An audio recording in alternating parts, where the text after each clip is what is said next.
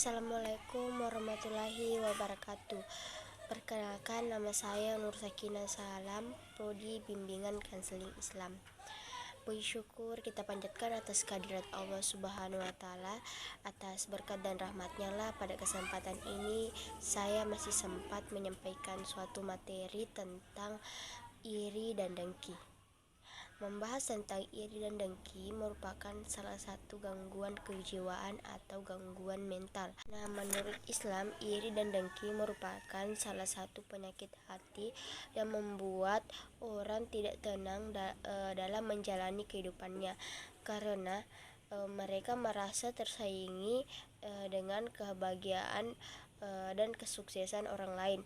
Nah, perbuatan iri dan dengki ini dapat mengarahkan seseorang untuk berperilaku negatif. Adam alaihissalam pada saat itu sebelum diturunkan ke bumi, Iblis diperintahkan oleh Allah untuk tunduk kepada Nabi Adam. Namun pada saat itu Iblis enggan melakukan perintah Allah Subhanahu wa Ta'ala, dikarenakan Iblis merasa bahwa derajatnya lebih tinggi dibanding Adam, karena Iblis diciptakan dari api sedangkan Nabi Adam diciptakan dari tanah liat. Nah, pada saat itulah Iblis membenci Nabi Adam hingga saat ini. Nah, akibat kebenciannya itu ia berjanji untuk menghasut Nabi Adam dan keturunannya.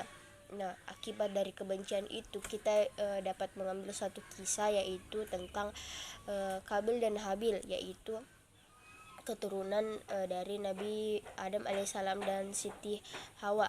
Nah, pada saat Hawa ia melahirkan anak kembar, yaitu Qabil dan Ikrimah. Lalu pada kelahiran kedua, yaitu Habil dengan Labuda. Nah, singkat cerita, pada saat mereka sudah dewasa, Allah memerintahkan Nabi Adam untuk menikahkan anaknya. Nah, pada saat itulah Nabi Adam menikahkan persilangan antara anaknya, yaitu Qabil dengan Labuda, Habil dengan Ikrimah. Nah, perlu kita ketahui bahwa Ikrimah merupakan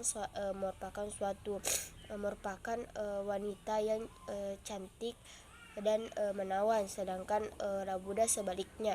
Nah, berbeda juga dengan Habil dengan Qabil. Habil mempunyai kepribadian yang baik, nah sedangkan Qabil sebaliknya. Pada saat itulah Qabil menolak permintaan Nabi Adam.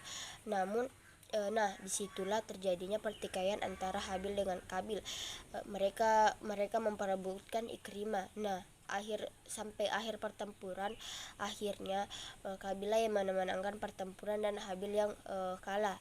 Akibatnya Habil meninggal dunia. Nah, di sini dapat kita lihat bahwa akibat dari iri dan dengki membuat ikatan antara saudara dan saudara, adik dan kakak itu dapat terpecah sehingga dia membunuh saudaranya sendiri. Adanya dalil yang keluar tentang larangan mempunyai sifat iri dan dengki, yaitu dari Abu Hurairah radhiyallahu anhu berkata bahwa Nabi Muhammad sallallahu alaihi wasallam bersabda bahwa jauhilah oleh kalian sifat dengki, karena dengki dapat memakan kebaikan sebagaimana api melahap kayu bakar. Orang yang memiliki kepribadian yang iri dan dengki itu motifnya ia ingin menyengsarakan dan menyulitkan orang lain. Gejala-gejala orang yang memiliki kepribadian iri dan dengki, yang pertama yaitu perilaku antisosial, di mana perilaku antisosial merupakan perilaku gangguan kepribadian, yaitu menyimpangnya dari norma-norma. Nah, perilaku antisosial ini dapat membahayakan dirinya dengan orang lain. Dia membahayakan dirinya karena dia tidak tenang dalam menjalankan kehidupannya. Yang kedua itu dia membahayakan orang lain, di mana ini dapat mengarah pada perilaku negatif. Dia tidak senang dengan kehidupan orang lain. Seseorang yang memiliki kepribadian iri dan dengki itu mudah merasakan gangguan emosi. Lalu yang ketiga, mencari-cari kesalahan orang lain.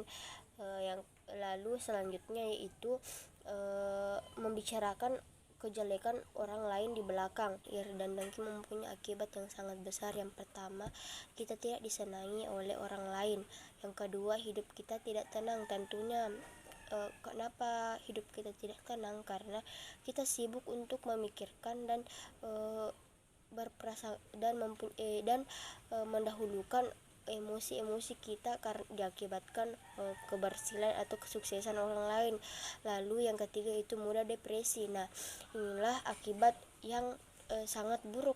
Kita akan menderita depresi atau gangguan depresi karena kita sibuk untuk memikirkan dan memerhatikan kehidupan orang lain. Lalu yang selanjutnya itu sulit untuk mencapai tujuan karena kita sibuk dengan urusan orang lain.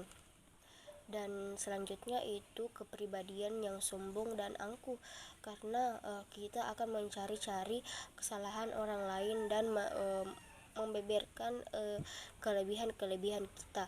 Lalu yang terakhir yaitu sulit untuk bersyukur. Nah, inilah yang sangat disayangkan dari kepribadian iri dan dengki yang orang miliki, itu sulitnya bersyukur kepada Allah Subhanahu wa taala. Sebagai kesimpulan dari pembicaraan saya pada kesempatan ini, marilah kita senantiasa untuk memperbaiki diri, selalu bersyukur kepada Allah. Nah, marilah kita berpikir positif tentang diri kita sendiri.